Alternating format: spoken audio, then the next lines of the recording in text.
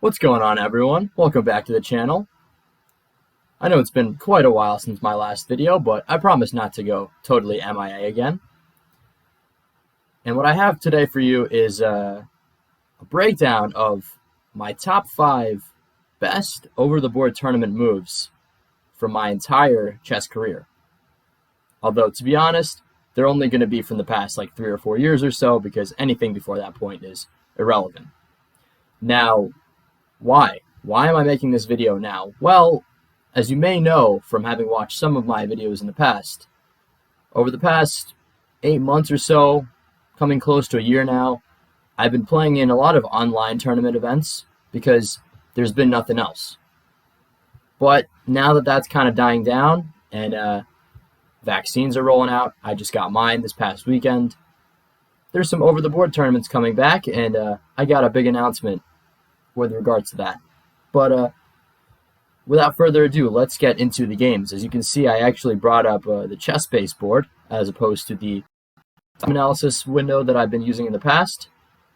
Chess-based, just a bit cleaner, easier to dip into the archives, and also uses a lot more processing power, so hopefully my computer doesn't overheat during the making of this video.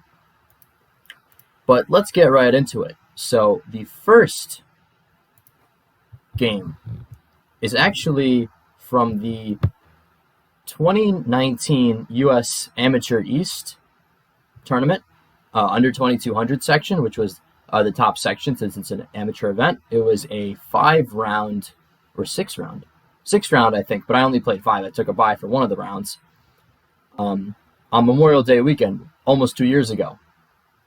Super long classical time control, 2 hours aside. And this was actually from the first round. My rating at the time was about 1900. I was playing against a kid. His rating was only about 1600, but I mean, he's a kid, so they're all pretty much underrated. And just to show you what happened a few moves ago, I basically was able to take his knight and sort of expose his king a bit, but then he played this move h5, and now it's my move. Now I will be breaking down each and every sort of position and what the move was, what was actually going on. But before I do that, I'm going to let you just think about it. White's a move. What would you play here? So if you were thinking, maybe let's just take on c6, not such a good move, because you do want a pawn. But what's going to happen is black is going to play the move g4, and suddenly you can see he's starting to develop quite a quick attack. And white has a couple checks here with the queen, but the king can always duck out to the side, and there's not going to be too many more checks once the king escapes, and our king is looking actually mighty unsafe. If you were to take this pawn, only going to make things worse. Now the queen's coming in, very dangerous.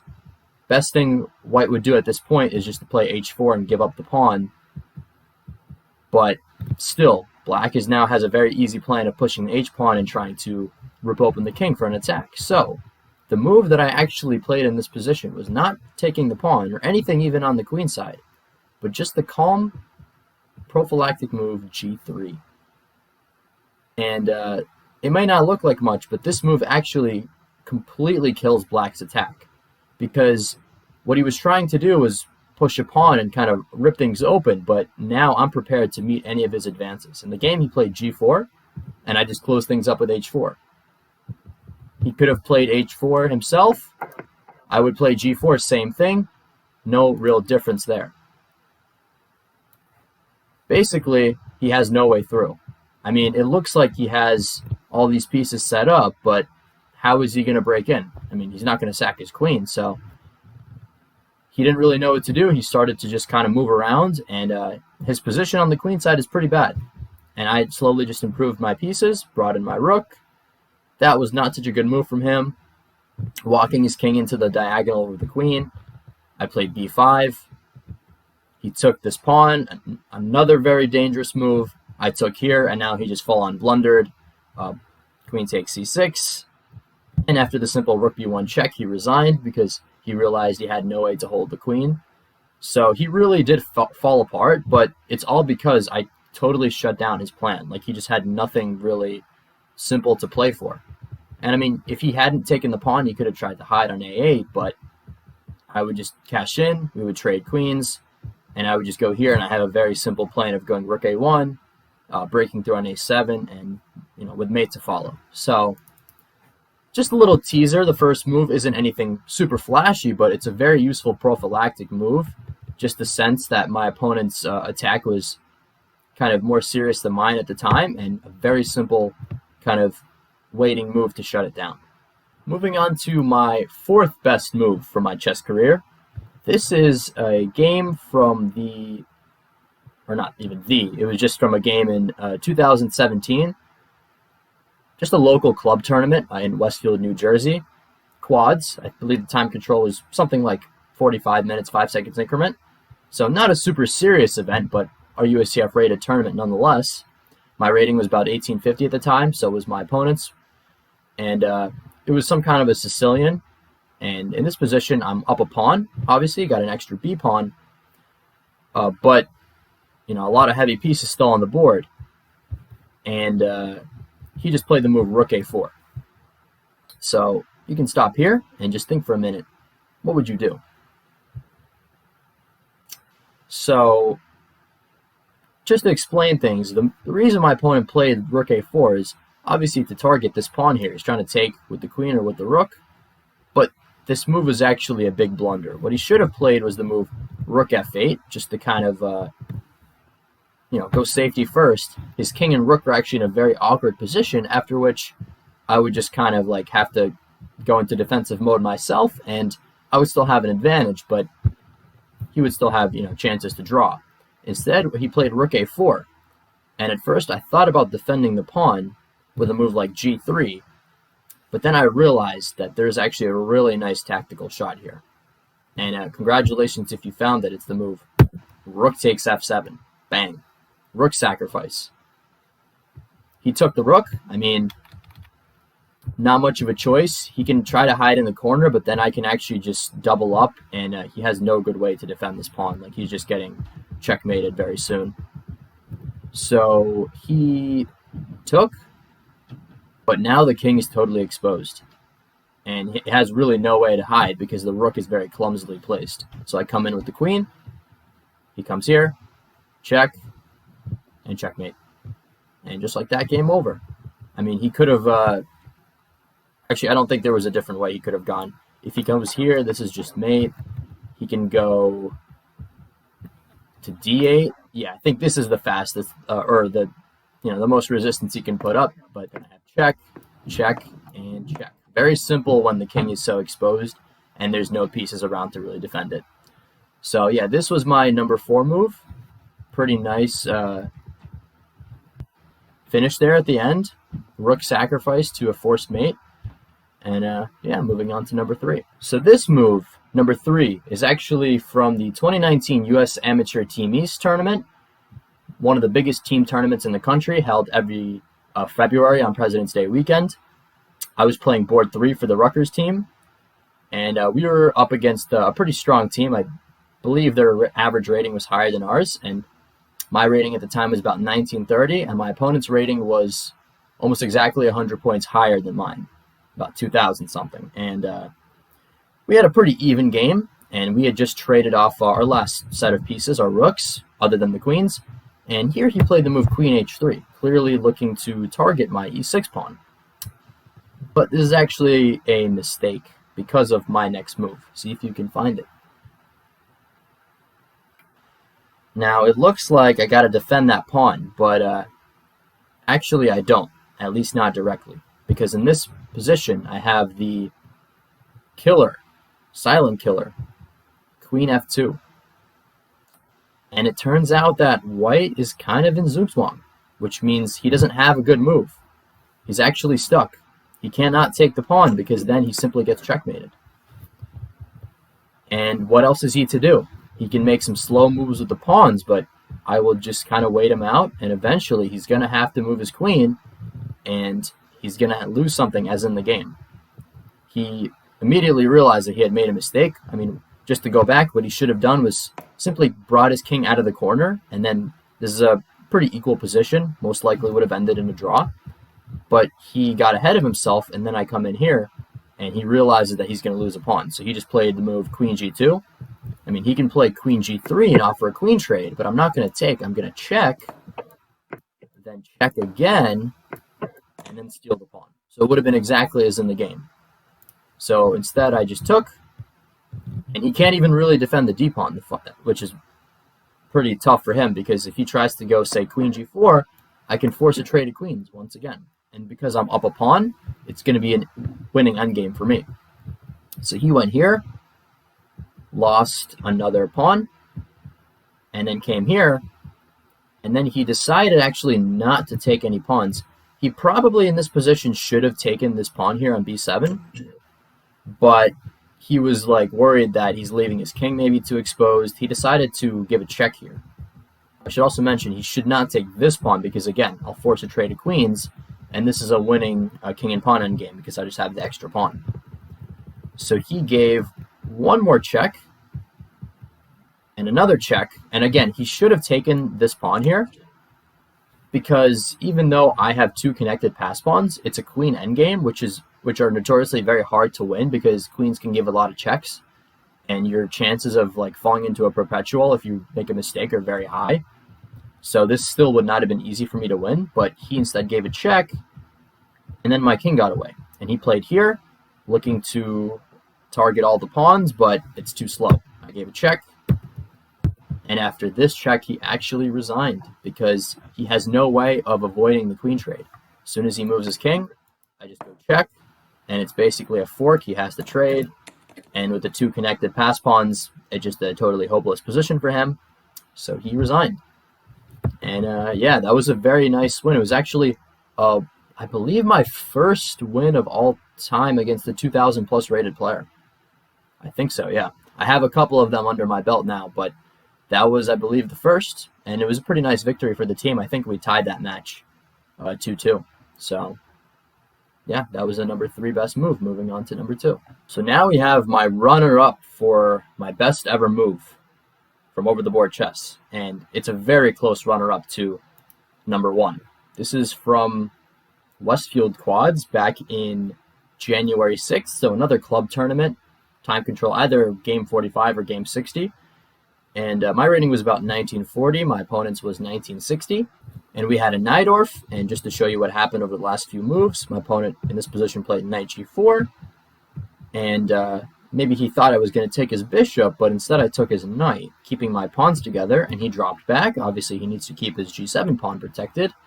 But in this position, I found a very nice move. Pause and see if you can find it. So this being a Najdorf, there's a lot of tactical possibilities, let's put it that way.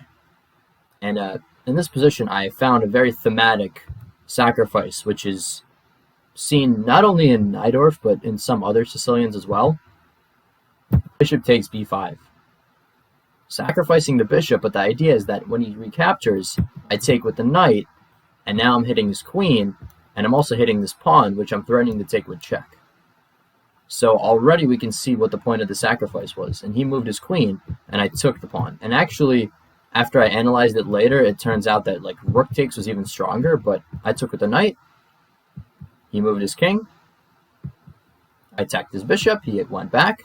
And now I hit him with another surprise. Bang. Knight takes f7, hitting the rook, but the real reason is this discovered attack from the rook to the knight.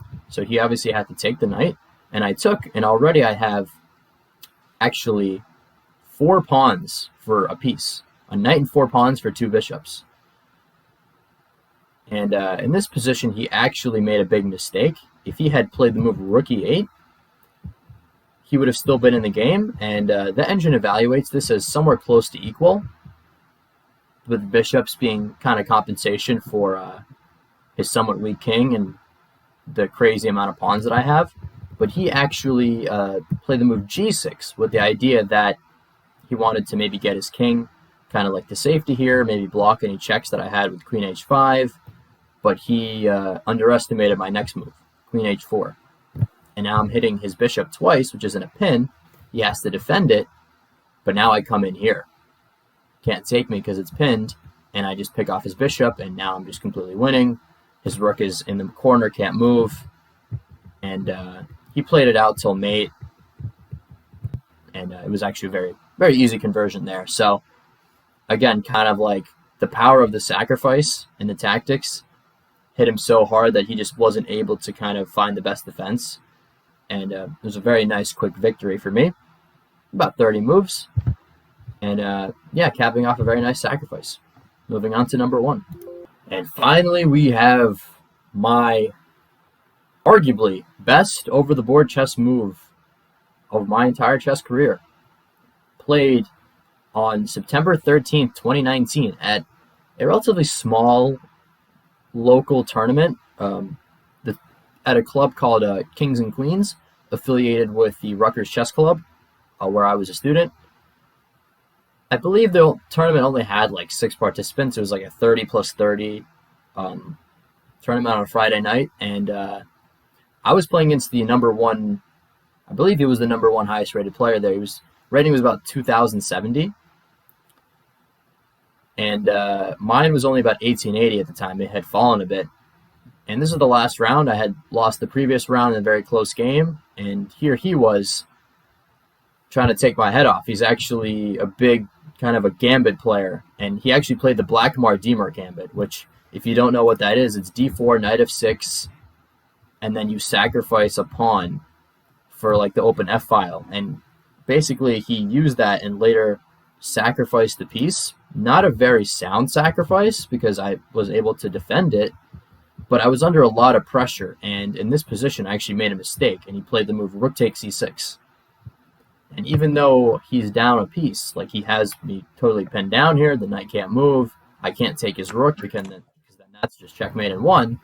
So what do? And I have to be very careful here. If I just play some lazy move like queen f7, he can just take and then take my rook, and I'm just losing. So what to do in this position? Think about it. What would you do to get out of this mess? So it's said, not just in chess, but in sports, that sometimes the best defense is a good offense. And in this position, rather than moving my queen, maybe to g7 like I could have, and maybe tried to like trade stuff off, going into some kind of an endgame like this, I found the stunning defensive resource. Bishop takes g2. Check. Why? What's the point? Why am I sacrificing a bishop? Well, the reason for it is that if he were to take with the king, then I have the move rook g8. And now I'm pinning his queen. And he can take my queen, but I take his queen with check, and then I take his rook, and I'm just up a full rook. And if he takes my rook, I take back with check, and he doesn't have time to take my queen. Now, he can come back and take with his queen, but now he's no longer threatening my knight. I would take his rook. So we see how this bishop sacrifice just totally disrupts everything he was doing. So he, in the game, moved his king to g1, maintaining the pressure, but now I actually sacrificed my queen to get rid of his 2 rooks, and at the end, he simply just doesn't have nearly enough material to continue an attack. I mean, he just has a queen and this measly bishop left, and I have 2 rooks, a knight, and a bishop. And now I basically just turn the tables on him and start to kind of get my pieces into the game and go on the attack myself. And I actually missed the forced mate here. I was like playing too quickly for some reason. All I needed to do was just recapture this bishop, and there's actually just no way for him to stop this checkmate. Like, he can just move his queen back, but it's just mate. For some reason, maybe I was low on time, I didn't realize, and I instead gave a check and then took the bishop and gave myself a bit of complications, but eventually I was able to convert this game by giving some checks and then skewering him and taking his queen. And just like that, I won the game. It was almost a 200-point upset, my highest rated over-the-board win in my entire chess career. His rating was like just under 2,100. So not like the most impressive thing in the world, but at the time it was pretty good, and all because of a pretty nice bishop sacrifice. Let's see it again. Bang. And no more attack. And just like that, those are my top 5 best tournament moves of all time. And now I'm excited to announce that I will be making my return to Over the Board Chess in 2 weeks for the 8th annual Cherry Blossom Classic tournament, under 2300 section in Dulles, Virginia, just outside of DC. It's a FIDE rated event, the first one that I'm ever going to attend. Actually, it's going to be my first ever tournament out of like the tri-state area. I've only ever played in my native state of New Jersey, and I've played some tournaments in New York and Pennsylvania as well. But this will be my first like long-ish trip for a tournament. So I'm pretty excited for that. Going to be 7 rounds of, I believe, 2-hour time control plus 30 seconds increments. So very serious, going to be pretty tough. I'm considering even maybe bringing a camera, vlogging it a bit, just to kind of document the experience. It's going to be quite a milestone event for me, as a lot of other people too. I believe there's almost like 200 participants already. So yeah, going to be pretty exciting. And I want to continue this series. These were my top 5 moves, but I also have for you my top 5 blunders and my top 5 moves that backfired. So stay tuned for those. Peace out.